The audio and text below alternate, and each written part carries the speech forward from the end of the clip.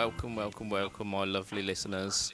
You are here with your host, Budget Pedal Chap. This is Fret Talk episode number 9. You have got we've got Paul and we've got Matt back again.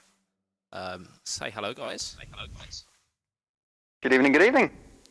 Good evening. Excellent.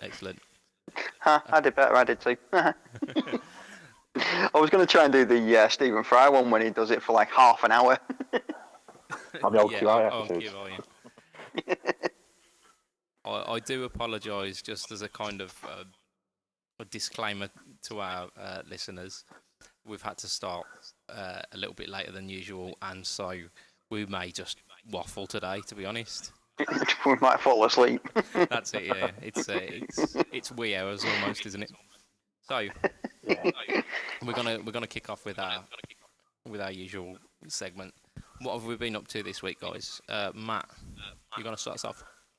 So I'll start off with the last podcast I was on, so it would have been start of August. I was supposed to have the first pub gig with the new band. That didn't happen because our bassist's 1-year-old daughter broke a finger and needed surgery, and basically he wasn't able to gig, so we never ended up doing it. So I finally got my first pub gig with them this Saturday just gone, and really enjoyed it. Actually enjoyed playing the originals more than I did the covers that they do, so I think we did 11 originals in total, and then filled the rest out with about 18 or 19 covers. Didn't make too many mistakes. I forgot to play a solo in one of the originals. I got really confused when I was playing the verse chords and everyone else was playing something different, and I got really confused, and then the other guitarist went into a solo and I was like, oh. But other than that, everything seemed to go all right. My bad. Normally guitarists have a problem not playing a solo, not forgetting to play a solo. I know it's... Yeah, well, I've worked myself up, so it was the second song from the set, so we started with a cover of something. I can't remember which one it was. But yeah, so it was the first original we had done, and I was like, because I start it just by playing an A chord and hammering on C's and G's over the top of it, just kind of like quite a chuggy riff. Yeah. And because I was starting it, I was worried about getting the right tempo, and then I just sort of just totally relaxed after I'd got it right, and then totally forgot that I had a solo coming up after the first verse. Yeah, I've done that. With my bands, whatever song I'm starting, because I think I start about 2 or 3. We always play it probably about twice the speed. Yeah, well, that was my biggest worry, was if I go too fast, the bassist won't be able to play this because it's quite a complicated bass line. So we end up with just rapping over the top, to be honest. It's brilliant. Yeah, but other than that, the only other thing was we end the song with Fleetwood Mac. We end the final set with Fleetwood Mac's The Chain, where I basically get to just go mental over the end of it. And somebody had recorded it, and I was watching it on the other guitarist's phone about an hour after the gig finished, and I realised that I'd really gone over the top, really, really over the top. That's all the guitarist's job. Well, it make up for the solo that you didn't do before. Yeah, I probably did all the notes that I'd missed out in the 20 bars in about 2 bars of The Chain. Nice. Because basically, he was watching the video, and I went, "Oh, who's that fret wanker?" Only to find out that it was me. There's our explicit warning, straight up. Loving it. I think we're right past the watershed. I was gonna say, yeah, it's almost 4 minutes in. You are you've given us that explicit warning. I'm down with it, Matt. Yeah, I was going to say, the rest of them are anyway, aren't they? Yeah. The rest of the cast we've done. Especially Mick. My God, he's got the mouth of a sailor, hasn't he, Mick? Gotta love him though. Last time you were on, you mentioned a funky chicken that you. Yes, the white chicken. Yeah, it hasn't had much done to it. I've had it out a couple of times, and it really does need a proper setup, and I'm not good enough to do that. I've got a mate who is finishing, I don't know why he's gone back, but basically he's gone back to uni either to pick up his diploma or whatever, and he'll be back on Ireland in a couple of weeks, and he'll have a look and hopefully set it up properly. When it's set up properly, I'll have a proper go of it. But for now, it just needs somebody better than me to sort out those slight issues. Like, it's got a slight rattle on the ninth fret, and the intonation's not quite right, and I'm not quite good enough with a Bigsby to put it properly together. Yeah. All you need is a hammer. With a Bigsby? With anything. I come from Salford, that's what we call a screwdriver. I mean, I had a bit of a similar experience with one of my guitars this week. For those who follow me on Instagram, they'll know that I bought a set of Gibson Bright Wounds, I think they're called, with the intention to put them on my my old Ibanez RG, which has got one of these floating trem systems. And because I hadn't touched it in about like 3 or 4 years, I thought I'll take all the strings off and give it a good clean. Oh, that was famous last words. That was, wasn't it? Big mistake. Yeah. So I spent an hour wrestling from it being the trem slammed into the ground, trying to get it up to some form of normality.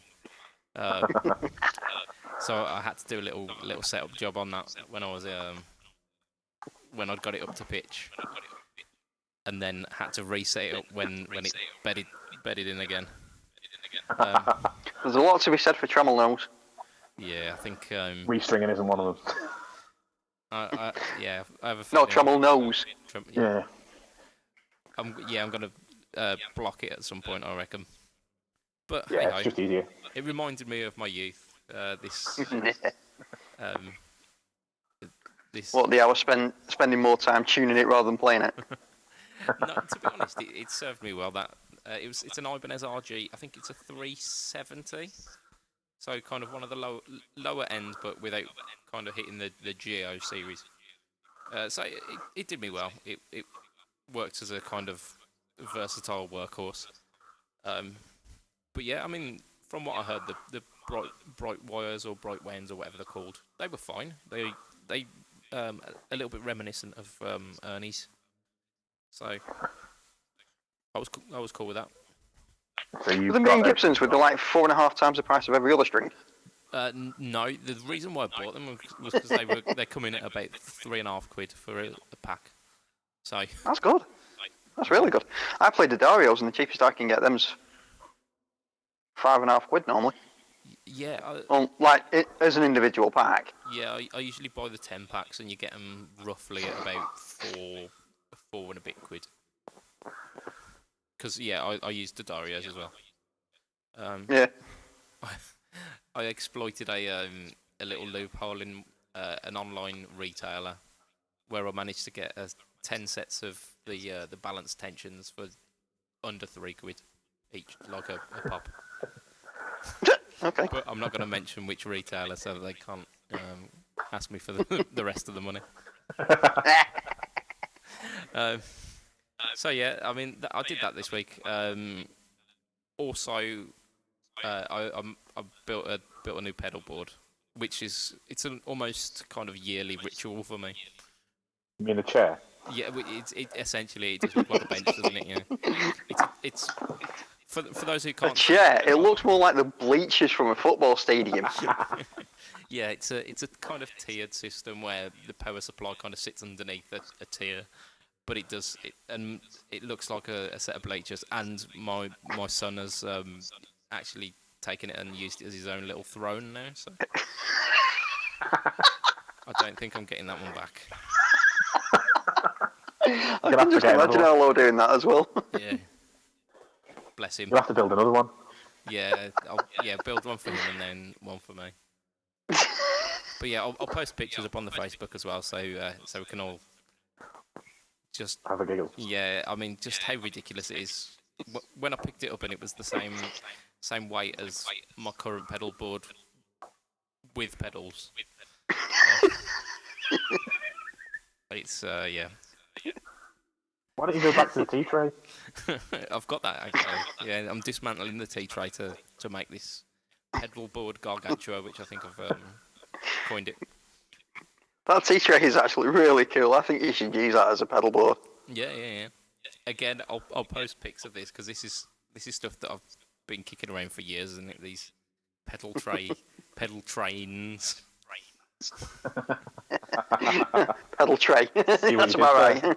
So we're gonna move on to the news rather than talking about how ridiculous I've been this week. So we've got some Gibson news. We're gonna start off with the classic. So what is it, Paul? The classic is, well, it's basically what it says on the tin. It's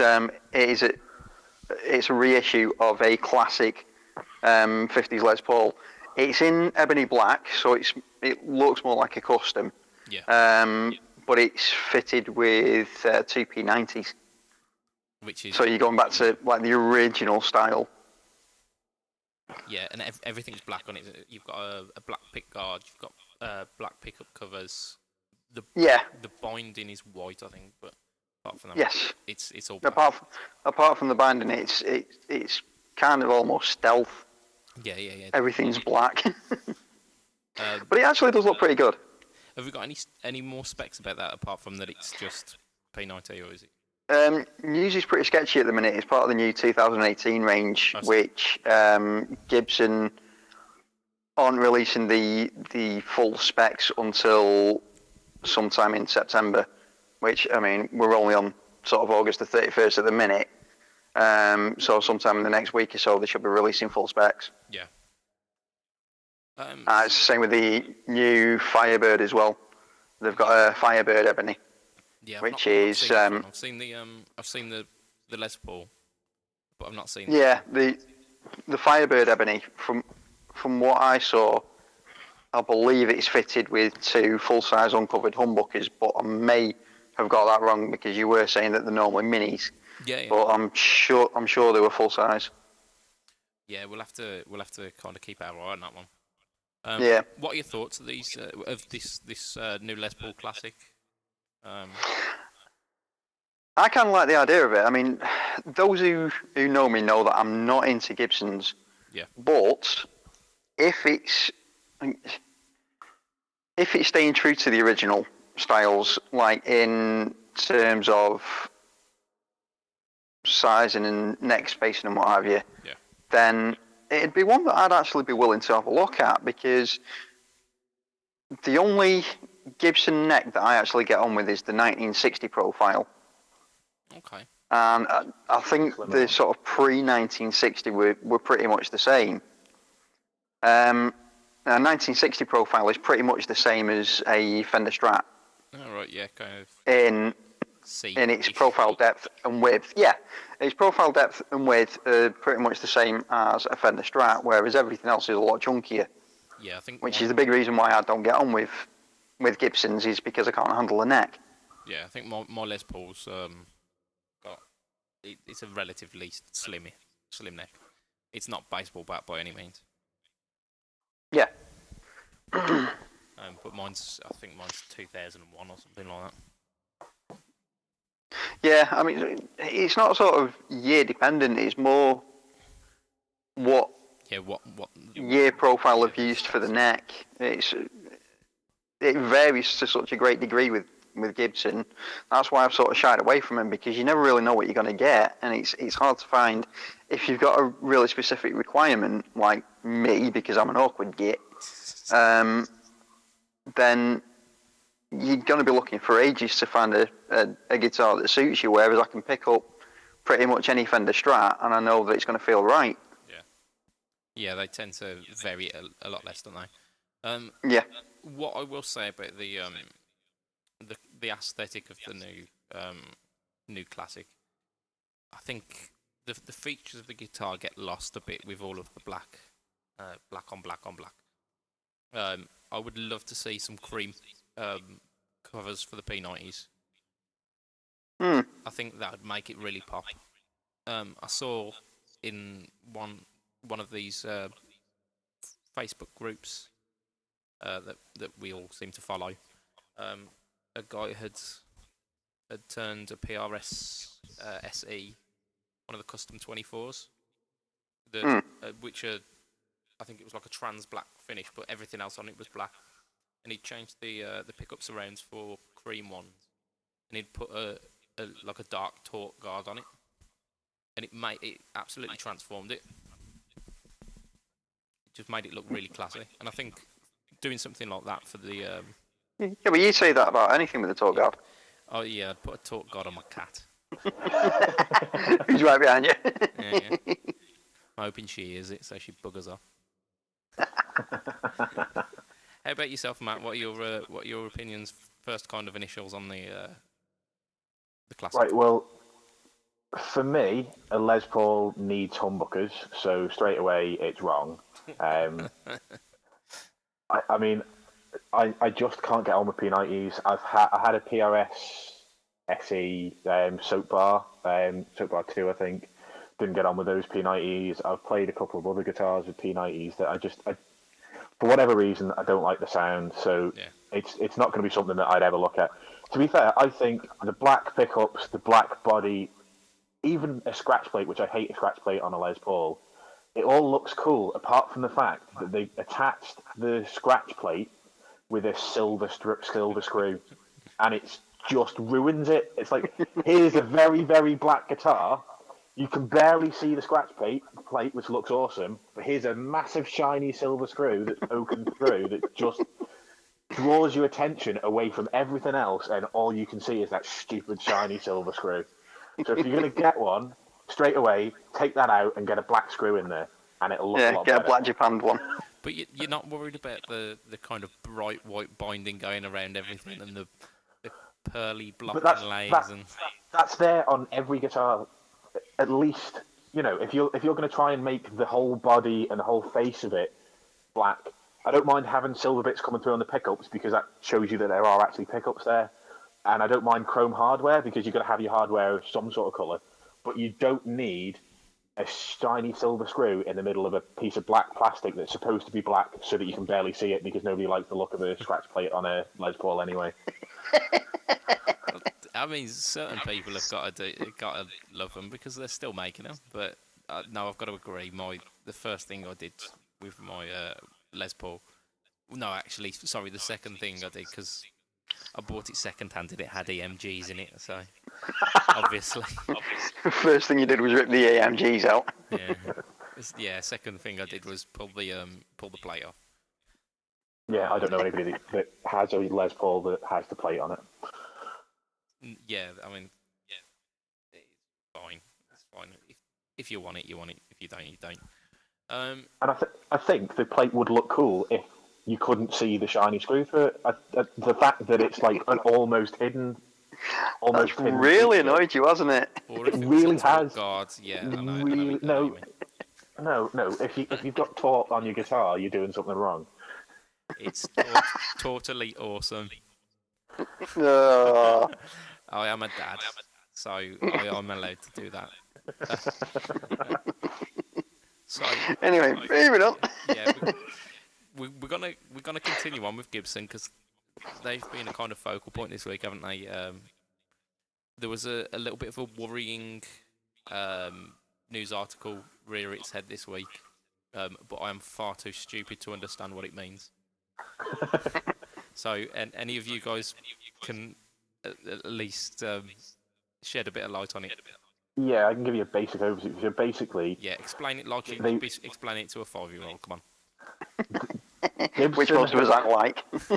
Gibson have had quite a bad time of it, and they've just released their forecasted profits, I believe, or it might have just been like the company situation, and they're like 570 million in debt, which has caused Moody's to downgrade them. Now, as far as I was aware, Moody's did like the country ratings on financials, so this must be like a company thing that they do, but it's brought all their forecasts way down. So like, and I'm sure share prices have fallen through the floor as well. But basically, yeah, they're just having a really tough time of it, and this report is just kind of made everybody aware of just how much trouble Gibson are in financially at the moment. So, do you think, Matt? They're not. Do you think it might have something to do with the silver screws on their new guitars? To be honest, they have been making a lot of they have been making a lot of faux pas with a lot of their releases since sort of 2015. Can we all say Burst Driver? It depends. You just say the 2015 models. Yeah, I actually don't mind the idea of the burst. I don't mind the idea of the burst driver.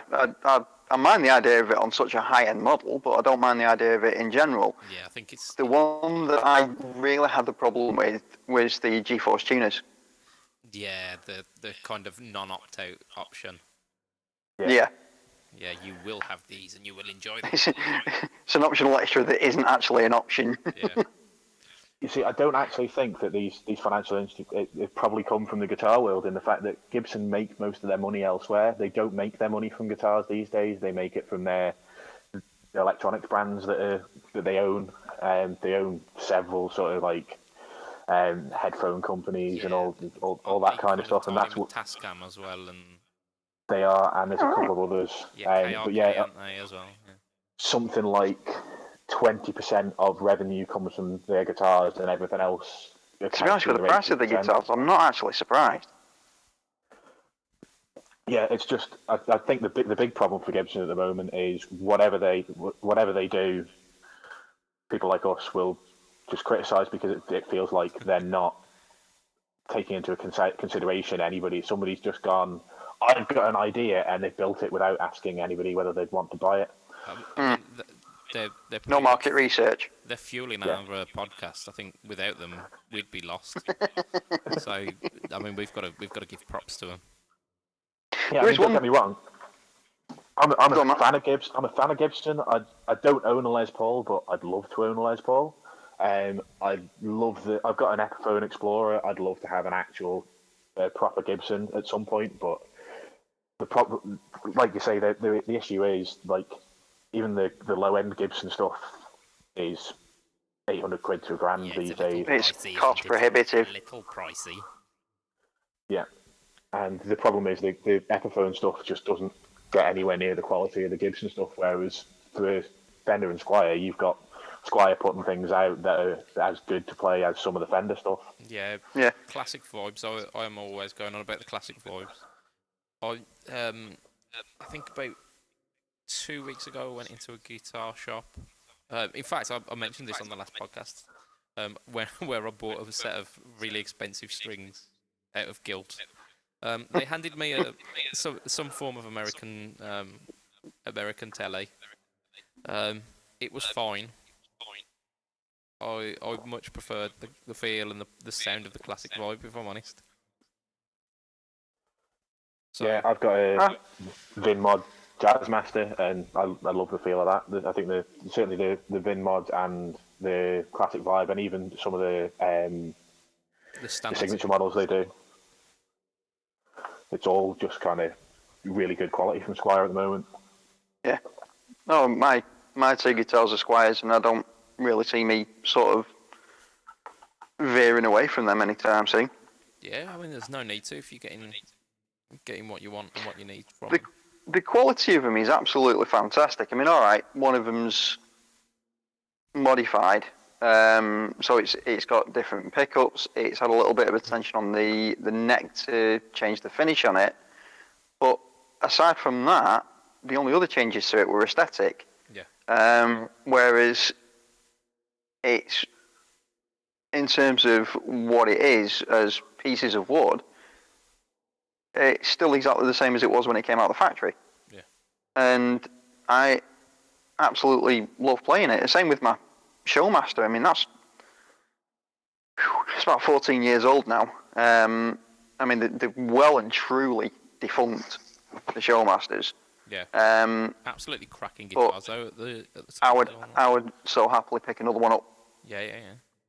I had a friend who picked one up because he was after just any guitar really, and they'd kind of fallen out of favour then, and he picked up a It might have been branded Stage Master. I can't remember. Yeah, it was a massive thing actually, because although the later models are branded Showmaster, they are actually Stage Masters. Yeah. But they had to change the name in 2000 because they actually released them in, I think it was 2001. Yeah. Got to 2003, and Kramer suddenly realised, hang on, you're using the same name as one of our ramps. So they ended up in a lawsuit with that, so they ended up changing the name of it to Showmaster. But it only lasted another year after that before they scrapped the whole thing.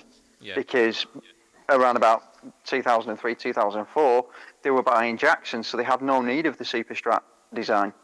Yeah. I think by that point, Super Strats had kind of fallen a bit out of favour as well, in favour of matte black, down-tuned. Certainly from the likes of Fender. Yeah, certainly from the likes of Fender, because they had the normal Stage Masters and Showmasters, and they did a 7-string Stage Master for, I think they did a run of it for about a year. Yeah. And that very quickly disappeared as well. But like I say, it was around about the time they acquisitioned Jackson. So I think they wanted to sort of stick to the traditional Stratocaster type stuff and let Jackson concentrate on the Super Strats. No. I mean, it makes sense, doesn't it? I mean, they're an established brand in that kind of pocket of the market. Let's get back to railing on Gibson anyway. Yes. So the Nicki Minaj signature Les Paul, the Anaconda Burst. Nicki Minaj. Yeah, that's actually the Slash model. No, my bad. Yeah. Same person, aren't they? Yeah. I've never seen them in the same room, so... I was just going to say, I know you sort of touched on this last week, but I think all we sort of said was, it's a nice colour. I've actually, Gibson have actually released 1 or 2 more specs for it now, including some prices.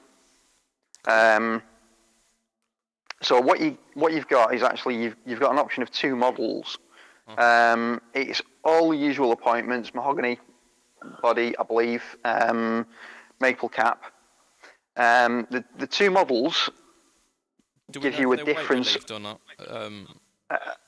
There's no mention from anything that I've seen so far. Also, I've not seen anything to say what pickups are in it, whether the Slash Alnico 2s or what. You would have thought they'd go for the Duncan SIG set. Yeah, the Alnico 2s, yeah. I would have imagined so, but you never know with Gibson. Well, like I say, until they release more specs, it's not entirely clear. But what we do know about it is, aside from the awesome translucent green burst that's on it, there's 2. I say there's 2 models available. It's actually there's 2 tops available. You've got a plain top, and you've got a flame burst. Yeah, I think the flame burst was the one that was being touted last week. I remember it being quite ornate and quite pretty. Yes, as I say, I'm not a massive fan of Gibson in terms of playing them, but to look at them, they are absolutely stunning. Yeah, some of the. And the Slash Anaconda is no different. It is absolutely beautiful. I quite fancied the in terms of the Corsa Rosso. Is it that he was touting a couple of years back? It's like this wine red burst. Oh yes, yeah, I remember that. That was one of his. Was that not from his Snake Pit days? Yeah, Snake Pit era. Yeah. More than a couple of years ago, then. Yeah. But I think they were decades, maybe. They did like a re-release or something. I don't know. I remember seeing it anyway. Yeah. In terms of prices for the standard one, the plain top, you're looking at a few cents short of 5,000 US. Get 2 obviously being well, yeah, it is a Gibson. Les Paul Custom though. At the end of the day, and it's a signature model. It's kind of to be expected. Yeah, the flame top is I think £1,500 dearer. It's about £6.5 grand. £1,500 to get some flames on your maple cap. Yep. Yeah, the standard is 5,000. The flame cap is 6,500. If you want Slash's signature on it, bear in mind this is a signature model. The prices that I've quoted so far are without Slash's signature. If you want his signature, bearing in mind that it's most likely going to be a transfer of his signature, not actually hand signed, you need to add $1,500 to whichever model you go for. That's the only people bit. Wonder why Gibson are going down the pan. I was going to say that was the only bit that made me sit back and go WTF. I think that's the case of what Gibson are hemorrhaging money. Yeah, charging 15 grand just to put an extra transfer on is royally taking liberties. I tell you, I'd do it for half that. Yeah, one of the independent news feeds that I saw on with the specs on it said that it's the sort of guitar you have to really want it to actually buy it. It's not one that's ever going to be on your sort of shopping your go-to list. Yeah, you have to really want it, and you have to be not short of you have to be Steve Boris basically. I don't think Steve's going to go for one of those, to be fair. No. I don't know. It seems like anything with a high price tag Steve likes. No offense, Steve. But no, it is, like I say, it is a beautiful guitar. It's just the prices just sort of make you sit back and think, how, why? Yeah. I mean, like you said, Matt, £1,500 extra for a slightly different cut of maple. Yeah, a flamey cap, yeah. Yeah, so what you're saying is probably come from £8,000 to have a flame maple top with Slash's signature. Yeah, that's getting into the collector's choice price range, and those things are really rare and sought after, and absolutely fantastic guitars to play. But I think what they're banking on is the Anaconda with Slash's signature is going to be a limited thing because of the price. So yeah, I mean, it will be something that people will look on as an investment rather than just a knock-around guitar. But considering it starts at £5,000, it's not modelled on a classic. Like the collector's choice are all modelled on 58, 59, 60s. Yes, actual guitars that are in the world, and people want a copy of the closest like the original Murphys and what have you.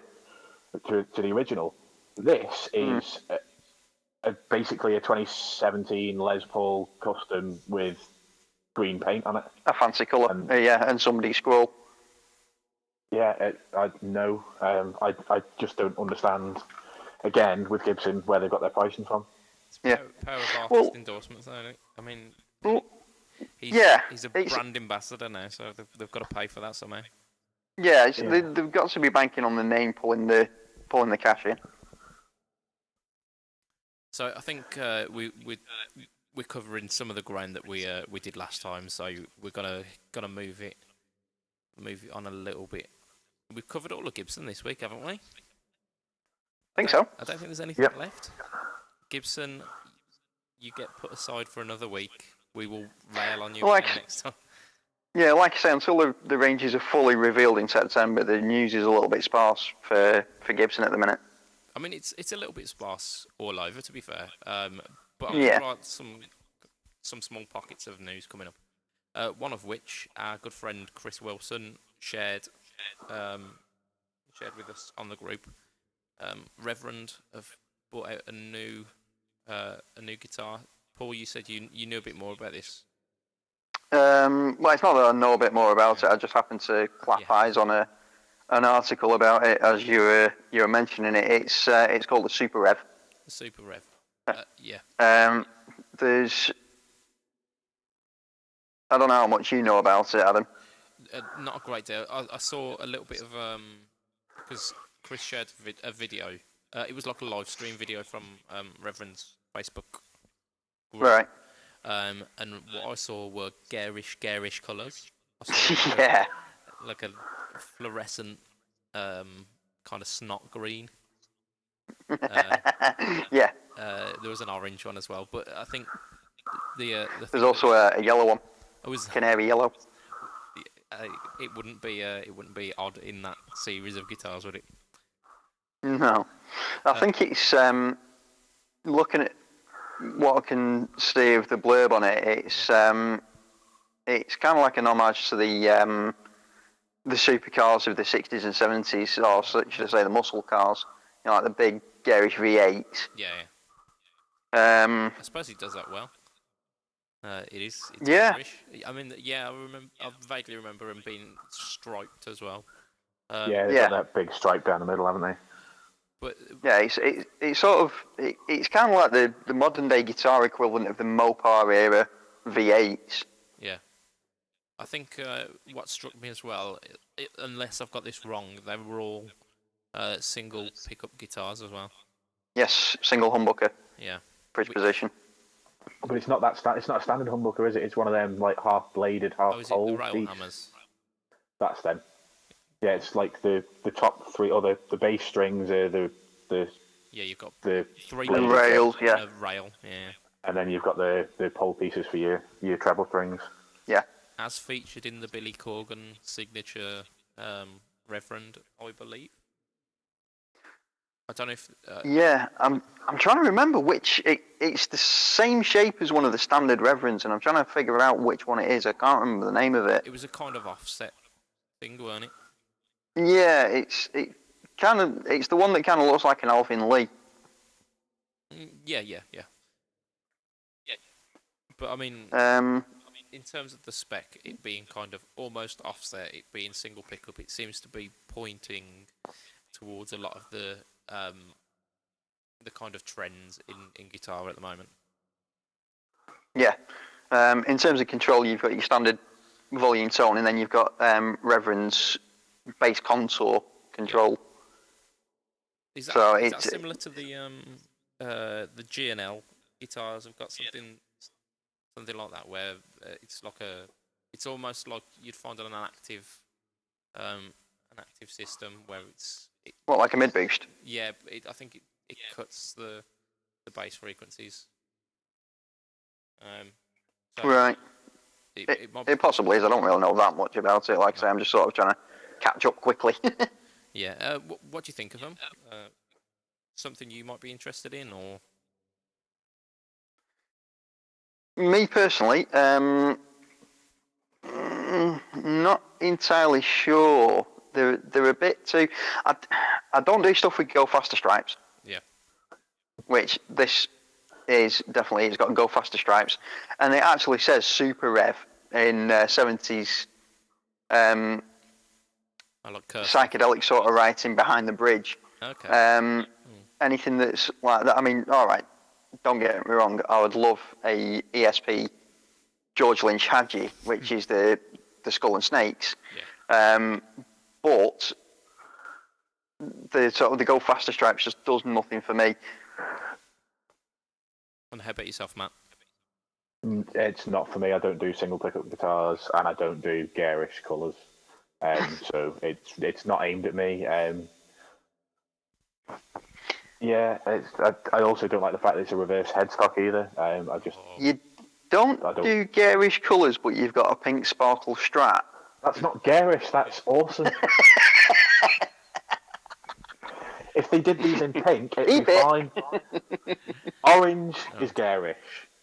Lime green is just like baby vomit. Yeah, and yellow. No, yellow is just not a colour that a guitar should ever be. I think they should. I don't like the colour of the Anaconda Les Paul that you were talking about either, but you know. Now the truth comes out, Matthew. Okay. It's just not my kind of thing. I don't like green. You've always got to go against the green, haven't you? Yeah, I do. No, these guitars obviously aren't aimed at me. You know, if you're looking for a garish one pickup guitar, then I think they're probably going to be as good quality as anything else you're going to pick up at the same price point. Yeah. I think what we've been talking about the last couple of podcasts is just the quality that Reverend kick out. I've yet to experience it myself. I'm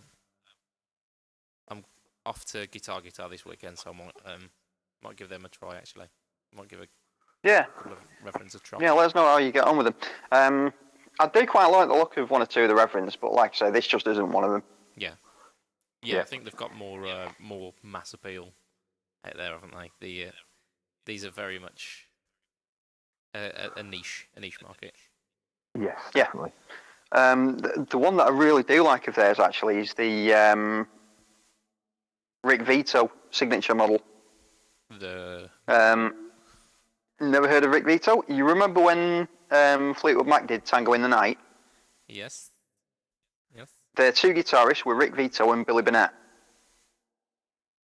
Rick Vito is still around. He's not with Fleetwood Mac anymore, but he's still around. He's still doing stuff, and he has a signature model with Reverend. Oh, cool. And it is actually pretty cool. I mean, if you ever come across what they call Grinder Blues, it's one of Doug Pinnick's bands. Their guitarist uses the Rick Vito model, and it sounds freaking awesome. Straight into the amp. Is it like Strat style, Telly? It's kind of like, I'd say it's Les Paul stylish, but it's sort of, in terms of, it's a solid body, but in shape it looks kind of slightly more towards a Gretsch. So it's big. It's not actually. It's almost as if you take a Gretsch and then scale it down to the size of a Les Paul. That's roughly what you've got. I think we're gonna have to post some pictures of this up in the group. I'll find a picture of it. It is actually quite a nice guitar, and like I say, straight into an amp, he really makes it sing. Yeah. Right, we're gonna move on anyway, because I think generally speaking we've got a thumbs down on this single pickup hot rod. Yeah. I'd give it a go, but I don't think I'd buy one. So there was a little bit of talk about something on Premier Guitar. Yeah, couple of things we'd come across, because we're not adverse to nicking stuff off other people. For those of the acoustic world, I've just come across a company. Acoustic players may know of them. It's the first time I've heard of them, but I actually do really like the look of them. It's a company called Batson Guitars. Now they actually come from, I think it's Nashville. Nice. And they do a range of like parlor style guitars with the lower cutaway. Now the interesting thing about them, well, there's several interesting things. Just from looking at it, the first thing you notice is there's no sound hole. Yeah. Yeah, exactly. What you see from the front of it is a blank table with a, rather than the sort of the saddle and pin like you normally get on an acoustic guitar. Yeah. It uses a trapeze tailpiece. Okay. With a bone saddle. The sound hole is actually on the upper bow on the side. Okay. So, number one, that would probably make better for the actual player, because the sound's being directed back at you rather than out frontwards. Yeah, be a bitch to Mike though, surely. I don't know. There's nothing to suggest whether it's an electroacoustic or not. I think it is just an acoustic. Yeah. But I would imagine it might be a bit of a problem to mic up unless you're using something like a clip-on mic or something like that. I imagine they've thought about it more than I have. Yeah, it does actually look gorgeous. Yeah. Prices are roughly $1,500. Okay. American-made instrument. Yeah, but they are actually authorised manufacturers to feature the Buzz Phaeton tuning system. The what? Sorry. The Buzz Phaeton tuning system. It's basically a precursor to.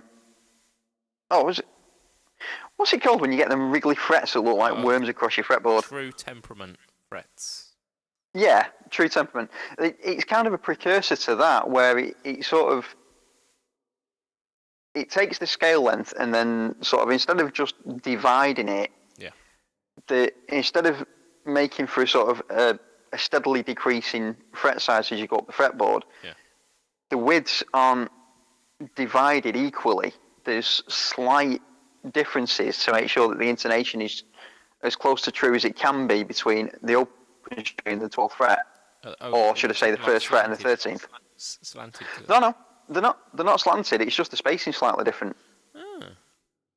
And it was patented by Buzz Phaeton. The first guitar I saw to use one was a Washburn P2 back in 1996. Cool. But it also uses a slightly different nut. So it basically changes the tension in the strings along the length of the fretboard. Yeah. So that it sort of gives you a truer intonation right the way up the neck without the need of slanted frets or wriggly worms on your fretboard or anything like that. But like I say, it's a system that has to be authorised by Buzz Phaeton for them to be able to use it, and these are one of the few companies that are actually authorised to use that system. Excellent. And are they released now? Are they hitting shops soon? Or they're, as far as I can see, they're out in America. How you would go about getting one over here, I am not too sure. There's no real sort of news on that. Yeah. But like I say, the opening prices are around about $1,500 US. It's not terrible. I mean, it's a lot more than I want to pay for an acoustic guitar. Well, when you consider you're getting a handmade US guitar, and plus, it's one of the only guitar manufacturers in the world that on an acoustic guitar will use a bone saddle and bone nut.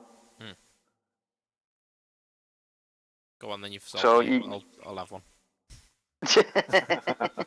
They have put a lot into it that you wouldn't normally get from an acoustic manufacturer.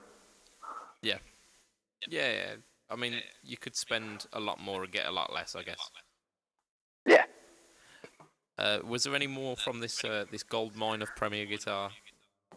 Yeah, there's one I wanted to talk about. So, True Tone that make the one spot that everybody uses on their first pedal board. I think I've got one somewhere. To be honest, I don't think I've ever used it. But I used to use it all the time, but so they've unveiled the One Spot Pro, which is a proper power supply that you can stick under your board. It's got 6 isolated outs. Cool. So it's just for anybody that sort of likes that brand. They've now got a Pro that's actually got isolated as opposed to just having your daisy chain all your pedals together. Yeah. Have you got like a price point on that one? Yeah, I mean, on here it's $129 US, so you're getting sort of into the price point of the T-Rex. Yeah. What fuel tank, but T-Rex fuel tank isn't isolated. I picked one up thinking it was, and they're not. So I think the only rival at that sort of price point is the Moore one, the Mooer. Mooer. I think they've got. Mooer misses. Yeah, I think they've got 6 isolated outs as well. But yeah, this just looks like your standard thing. Yeah, I know. There are a couple of companies doing this. It's like eight supposedly isolated outs with 2. It's like 12 and an 18. Yeah, those are the Chinese ones that are about $29.99. Yeah. I've got a few of them. Yeah, no, I've got a couple of them. But no, Mooer do a proper isolated one. I think it's got 12 outs and 6 of them are isolated. So you've got like 6 in a bank that aren't isolated, and then or the ones that are isolated.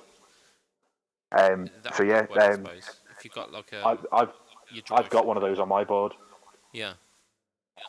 So I run the T-Rex and that together because I've got 14 pedals, which is just silly, I know. But I mean, you run 2 reverbs, which is genius. Genius, that's what it is. Too many, I think. You're fine. But yeah. So like I say, I run those just so that I do have like the isolated stuff for the digital stuff, and then all my analog stuff is in ones that outputs that aren't isolated because it doesn't really matter as much. But yeah, so they've got these one-spot ones. It's a bit more powerful than the Mooer one. So the Mooer one has only got one that's got 500 milliamps, and the rest of them are all 100. Whereas this one spot has got 2 at 500, 2 at 200, and 2 at 100. Yeah. And the 200 ones are switchable between 9 volt and 12 volt, and the 100 milliamp ones are switchable between 9 and 18. So you've got a lot more versatility in that than you have in the Mooer. Matt, could I? Am I talking too quickly? No. Could I ask you to put whatever you're reading to the left-hand side of you rather than the right? That side? Yeah, it's all right. When you turn, you're speaking to your microphone and it makes it really loud. My bad. A technical difficulty, eh? No, it's Paul Gilbert. Oh, what a tune! But no, that's pretty cool. I picked up something which is supposedly isolated from a company called Fame. So I mean, I'm going to be testing that very soon. It's really heavy, so I assume it's got some kind of isolation. And that was probably about 30-40 quid or something. Right, okay. But I'll report back on this one. Yeah, fair. But it's absolutely fucking massive. So, like literally about that. What were we saying about the explicit language, Wogan?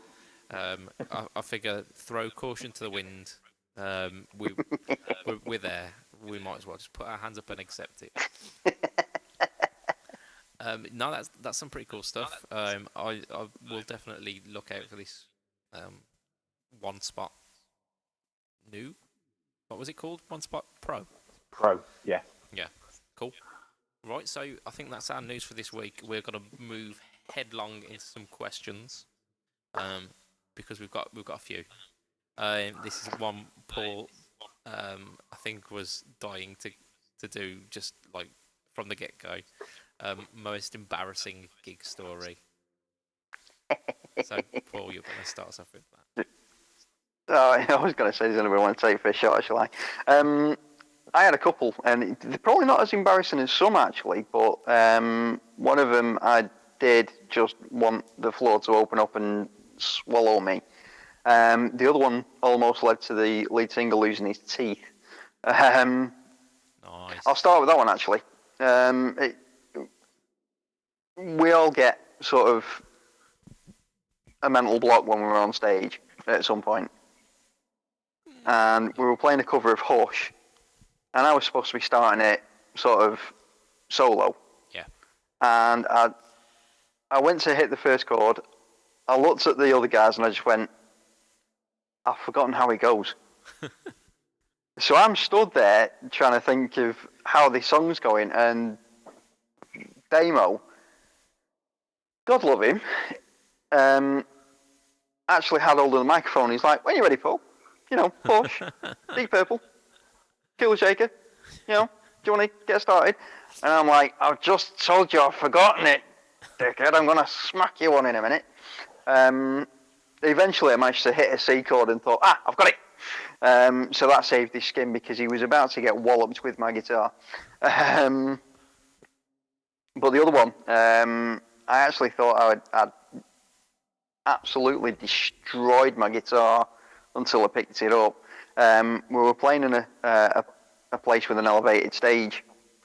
Yeah. And at the time I was using a Fender Performer amplifier, big 100 watt, 1x12 beast. Yeah. And I didn't have a guitar stand. So I'd lent my guitar up next to my amplifier, Unplugged all my cables. Yeah. I'd unplugged all my cables, and I looked around and thought, right, okay, I've got all my guitar cables, I've got all my pedal cables, I've got my effects unit. Right, let's grab my amp. Pick my amp up, and I'd forgotten to unplug the mains cable. So as it stretched taut behind my guitar, it turned into the world's largest crossbow, with my guitar as the quarrel. So it literally pinged off the stage, bounced down the steps, and landed right in the middle of the dance floor. I'm stood there, just dropped my amp like, oh my God! I wasn't expecting a 200 quid Squier to survive it, but I picked it up and it was absolutely, apart from a couple of minor scratches, it was still in tune, and I've never had any problems with it since to this day either. I was absolutely amazed, but it was just the fact that I did it in front of a full pub, and I was like, "Oh shit!" It's always good, isn't it, when people share in your misery? I tell you what, you could have heard a pin drop when I did it. I was like, "No, please don't look at me." But yeah, that Showmaster is an absolute tank of a thing. It's brilliant. It's the guitar equivalent of the Nokia 3310, isn't it? Yeah, seriously, it's like a Tonka. Anything you do to it short of Semtex, he's not going to do anything to it. Right, Matt, have you got a little tale for us? Yeah, I suppose my most embarrassing one combines like playing things that you shouldn't play in public with dropping a guitar. Basically, for my school that I went to, we had a thing called the Evening with the Sixth Form, where we had a basically like a talent show, where the Sixth Form would put it on. None of the kids below year 9 were allowed to come because we were allowed to do explicit things because it was like a 9 o'clock thing, and so it was, there was like borderline sort of inappropriate dance acts, and we had one guy dress up as Beyonce and do Single Ladies and that kind of thing. So this is the kind of like the standards that it was at. So me and one of my mates decided we were going to do Stairway to Heaven. Okay. Not the easiest tune. With just 2 guitars, no drummer to keep us in time, no bassist, no organs, nothing to fill the sound out, just 2 of us playing Stairway to Heaven. Yeah. So embarrassing in and of itself, but and neither of us can sing, so it just basically was awful. As we got into the bit for the solo, I was getting really into it, and I jumped to hit the last chord before I went into the solo, and the strap came off my guitar, and the guitar hit the deck. So you went through like the first 8 bars of solo with me panicking, trying to pick my guitar up off the floor and strap it back to me before I could play. That's something I've never had happen. Our bassist has had that happen a few times, where his strap's come undone and he's had to catch his bass by the strings. I've never had it happen to me on stage. Yeah, I had it, and it was the first time I'd ever played in front of more than about 20 people, and it was to a room of 550. Oh, shit, dude. Right, I suppose I best wrap us up with this one then, most embarrassing gig. It's not hugely embarrassing, it's just a kind of unfortunate series of events, but let's go for it. So I was playing a local pub gig, and I thought I'd be a little bit experimental, a little bit hippie. I thought I'll play the set without my shoes or my socks on, just to kind of feel the vibes. Who did you think you were, Joss Stone? Yeah, I think I was channeling a bit of Joss. Played the set. Played most of the set. It was fine. However, probably about 4 songs before the end, really long intro to the song. You're probably talking about a minute's worth of intro where it's just the singer and his guitar. I was dying for a piss. So I thought, go on, I'll pop off to the loos. But of course, what I did not factor in was pub toilets with bare feet. Oh. It was the most careful I've ever stood. I can tell you that. Grabbing a roll of bog roll and reeling it out in front of you. Never have I managed such a straight line. Needless to say, I missed the cue for the start of the song. I came in probably a good half a song too late, but so yeah. Better late than never. It weren't so embarrassing. It was just gross. Grim as. Yeah. So yeah, that was my kind of embarrassing gig story. We've got a couple of questions from Facebook groups, not necessarily our one, but I've pilfered a couple. So a guy saying that he's got a made in Mexico Stratocaster. He absolutely loves the Stratocaster. He plays it. It's beautiful. It feels amazing. However, it sounds thin. It sounds brittle. It sounds crap. Much like most made in Mexico Fender Stratocasters. Yeah. It's a HSS Strat as well. So what's some solutions we can think of for that? Bin all of the electronics because it's a Mexican Strat. I've had 2 Mexican Stratocasters, and the pickup, those, if they're the bloody Tex-Mex pickups or anything based on those, don't you dare say anything bad about the Tex-Mex pickups. Absolutely dreadful. The Tex-Mex pickups are glorious. They are sent from God. No. One of the guitars I had was Tex-Mex. I can't even remember what was in the other Mexican one, but no, I've never got on with Mexican Strat pickups. At least it's HSS, which is obviously the best config for a Strat if you want to get the Strat tones as well as it's versatility. Yeah, but I would get rid of all of them, and if you really want a decent quality sound, I'd get rid of the pots as well, get rid of the switch, and just start again. Yeah. And get some decent quality stuff. Yeah, proper CTS stuff. Yeah. And what we're talking for a thicker sound, what are your suggestions? It depends on whether you want to go cheap or expensive. If you go on the cheaper end of the market, go for iron gears. Iron gear, yeah. I've got iron gears in my Sparkle Strat, and can't say anything wrong with the iron gears. I've not heard any of their single coils, but I think Paul has. Yeah, the Texas Locos are supposed to be quite good. The Texas Locos give you that classic sort of Steve Ray Vaughan Texas blues sound. Mm-hmm. The Jailhouse Rails sort of go from that to somewhere between a full-on humbucker and P90. So the Jailhouse Rails are absolutely fantastic. The hot output, so they will drive your amp.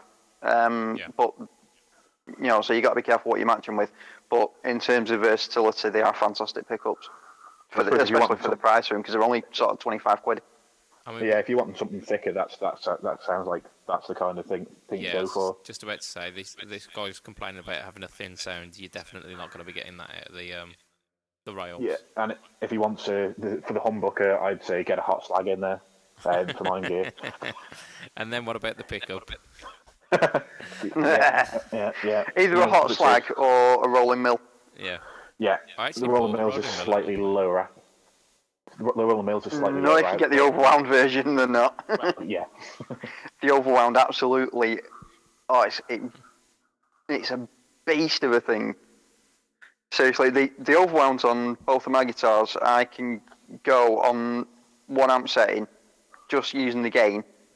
I can go from Sweet Home Alabama, sort of clean but just breaking up, right through to sort of 90s hair metal.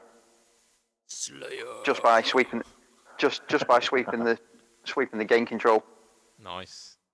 I can't say good enough things about iron gear for the price. I'm going to throw in my 2 pence here, and I'm actually going to disagree with our Matt because he's wrong. I've got a set of Tex-Mex in my first ever Squire Strat. Do you have anything that sounds nice? you would not believe how beautiful this guitar sounds. It's gonna piss both of you off as well, because in the bridge of that is a PAF Pro from Damasio, and I know Paul's particularly fond of them. Yeah, I had a PAF Pro in one of my Washburns, and I hated it almost as much as I hated my BC Rich, which I spent 8 years trying to sell, which was probably about 20 minutes after I'd actually bought it. So I'm going to disagree with both of you here, and just that combination. It might be because I upgraded the pots and everything, so the signal path's a bit nicer than you would have in a standard Mexican Strat. Yeah. They sound. I think a lot of it can actually be changed with. You can improve the tone simply by changing the capacitors on the tone pots. Yeah. Experimenting with different microfarad capacitors can pay absolute dividends. Going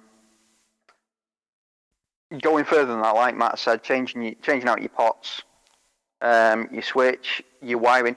Hot tip, for changing your wiring, you don't need anything more expensive or super deep or whatever than some Cat 5e Ethernet cable. When I rewired the pickup in my Showmaster, all my electrics went, and I was only getting output from one pickup at any one time. So I literally stripped out all my wiring, and I had some spare telephone cable. So I basically cut the outer sleeve off, took out the 4 strands from inside it, and then cut them into lengths to make up my various connections. And it worked an absolute treat. There is no hint of anything wrong with the tone or anything. So you completely MacGyvered the guitar. Yeah, I mean, people go on about, you need this wiring, you need that wiring. No, you don't. As long as you find something that's going to carry. Bear in mind, telephone cable is designed to carry extremely low current. So as long as you've got something that is designed to carry the same sort of current as what you're going to produce from an electromagnet in your guitar, which is essentially what a pickup is, then you don't need to be spending fortunes. You can pick up a reel of telephone cable for like £2, and it does the job as well, from what I can hear. And I've actually played the guitar at volume since as well. And from what I can hear, there's no difference between using telephone wire and these fancy £50 reels of braided cloth, proper stranded guitar wire. That kind of reminds me of something that I picked up on about a month ago. I was looking for some caster wheels for to attach to one of my amps, because it's bloody heavy. And the moment you're typing caster wheels for guitar, the price quadruples. Yeah, you're better off just going to B&Q. Yeah, I mean, there was something like £3.50 for a per caster, whereas I think was it Electro Harmonics were touting some, and Marshall were touting some. They were like £40 for 4. So, Jesus Christ. Yeah. So yeah, very much. There are bargains to be had. I think in general, though, going back to the MIM Strat, we've all pretty much conclusively said just get rid of the pickups. They tend to have cheap ceramic pickups in the Mexican Strats. Yeah. And I absolutely hate them. There is actually another little stunt to try as well, which I've, since I changed the pickup on my Showmaster and rewired it, I've actually done this, and I noticed a definite improvement in the sustain. Yeah. Where especially with, well, you can only really do it with bolt-on necks, where the neck and the body join up, loosen the 2 screws that are furthest from the neck, by sort of quarter of a turn, then loosen the two that are closest to the neck by a quarter of a turn, and you might hear like a clang. Yeah. And you'll hear all your springs and strings just go ding. That's the neck being pulled into its proper position. Now, a lot of people think that the only thing that matters is the mating surface between the neck and the guitar body. It's where it actually sits into its little pocket as well. That actually does make a massive difference. I did that on my Showmaster, and when I retightened the bolts and started playing again, the sustain had increased no end. Brilliant. Doesn't work so on a set neck. Especially if it's no, it won't work on a set neck or definitely not a neck 3. But no, if it's a guitar that you've had for a while, it is worth trying that because obviously years of playing, you're putting different forces on the neck. It can unseat it. Yeah. So it is always worth giving that a little go every so often. We're gonna move on to our final question because I think the lateness is just it's letting us lag. So there was another question about alternatives to the Micro Terra. So mini amp head essentially. Micro Dark. Yeah, small wattage. Well, there's your first one, the Micro Dark. The Micro Dark is an alternative for sure. More gain. I actually think the Micro Dark sounds better than the Micro Terra. Yeah. It's got a slightly warmer and fatter tone to it. I know a guy who had a Micro Dark. It sounded pretty good to me. Is there anything else out there? Kind of, we're talking £100-ish mark. The Hotone thing, Hot One, whatever they're called. Nobody knows what the brand's actually named, do they? But I think they say that they're supposed to be called Hot Tone. But yeah, Hotone is by. They're missing a T then, aren't they? They are. I've got tone, ho. Yeah. There's like 4 different. There's like a which Marshall. One would you go for though? Because they do about 10 different amp in a box things. Well, they've got like a Marshall one. They've got a Vox one. They've got Mesa. Yeah, exactly. It depends on what you want. I mean, if you want something that's in direct competitive with the orange one, I'd go for the Marshall, just because they're very similar sounding amps, aren't they? In that, they kind of go for the same sort of genre. Yeah. But personally, because I like the sound of boxes, I'd go for a box. The purple one, is it? No, the purple one's the Marshall. The red one's the Vox. That's the one Baton's got, isn't it? No, our good friend Josh has got the Mojo Diamond, which is like a kind of goldy colour, and it's a Fender replica, and it sounds absolutely brilliant. Because he sent it through to me to do a demo on it, and I absolutely loved it. I think I'll be struggling because I'm tending to find that my tone is leaning towards properly hot-rodded stuff like Soldano. Yeah. So I even though I don't actually own a Soldano, I do everything I can to get the Soldano sound. Yeah. So I think I'll be struggling to find an amp that small that would actually deliver what I look for. I think PV released. I think it was the 5150 Piranha or something like that, which is goes in with those small low wattage, not necessarily valve amps as well.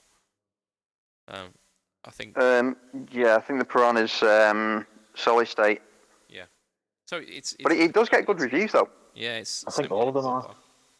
Yeah, definitely. Well, yeah, anything that sort of stuff. There is actually there's another option. It's not actually a head. Is it the red truck by Moore? No. If you have an existing solid state amp and you think this sounds a bit crap, I want it to sound better, rather than buying a head, you can actually for around about £130 £30. Yeah. You can get one of the little amp in a box pedals. Yes. Now, Tech 21. There's a really good sound. There's a really good looking one that's just come out. It's by Lightning Boy Audio, and it's called the Thunder Knob. It's got my vote. Insert joke here. Yeah, but it's basically a standard 9-volt input, 350 milliamp, but it's got an internal converter, DC to DC, which ramps up the voltage internally to 190 volt. But it rams it all through a 12AX7. Nice. So, and you've also got you've got a big volume control on it, which is about the only dial that's on it, which is why it's called a Thunder Knob. Well, that's part of the reason.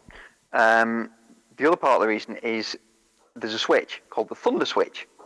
So you've got the Thunder and you've got the knob.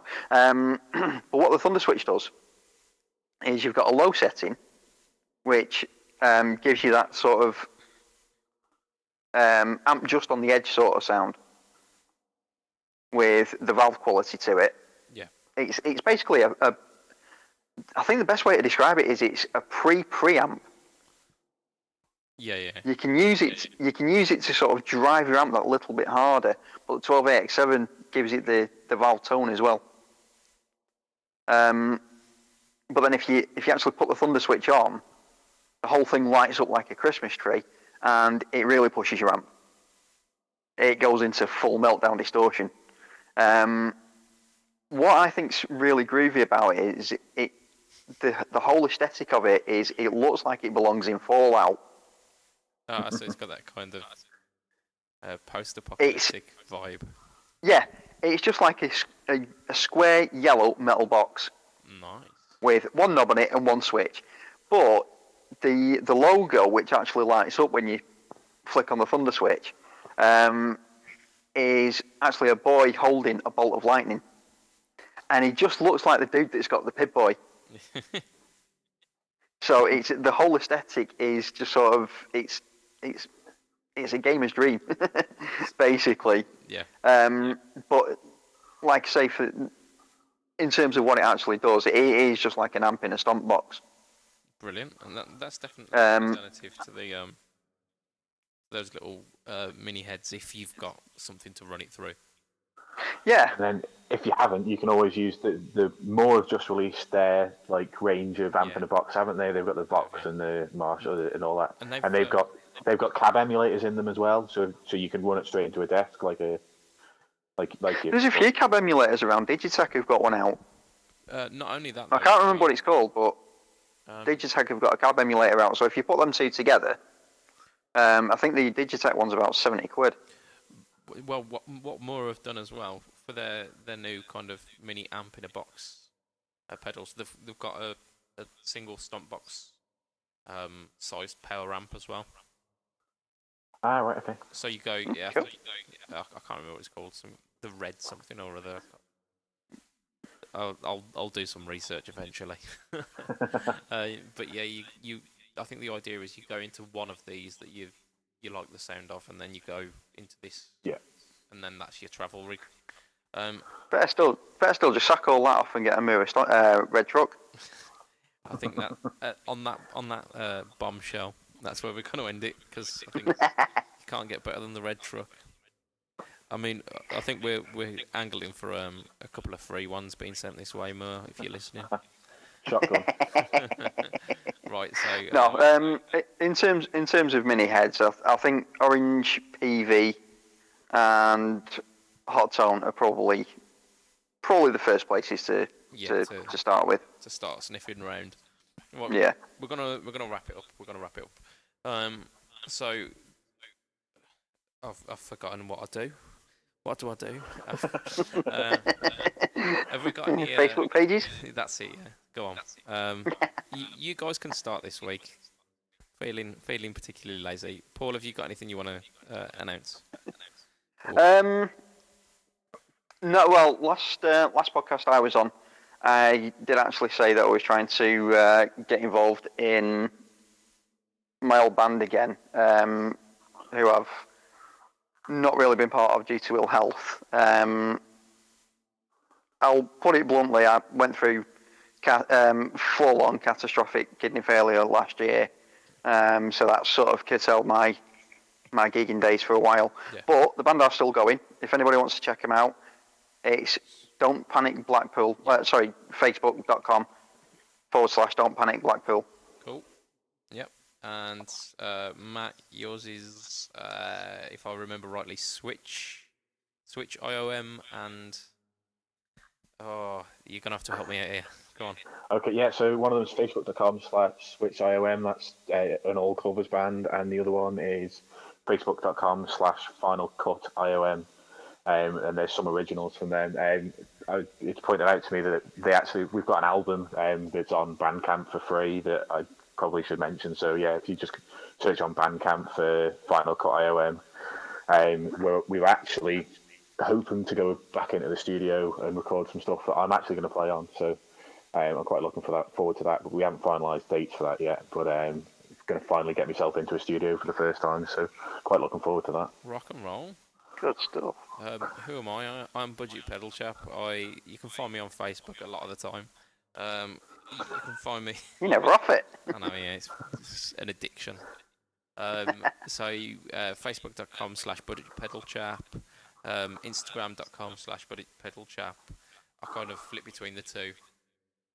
You can see some of the kind of process of me building that pedal board if you're interested in that on the Instagram. Definitely check that out. Yeah. It's good fun. The Facebook page for our listeners, if you want to get any questions into us or make us aware of any news, is Fret Talk Podcast.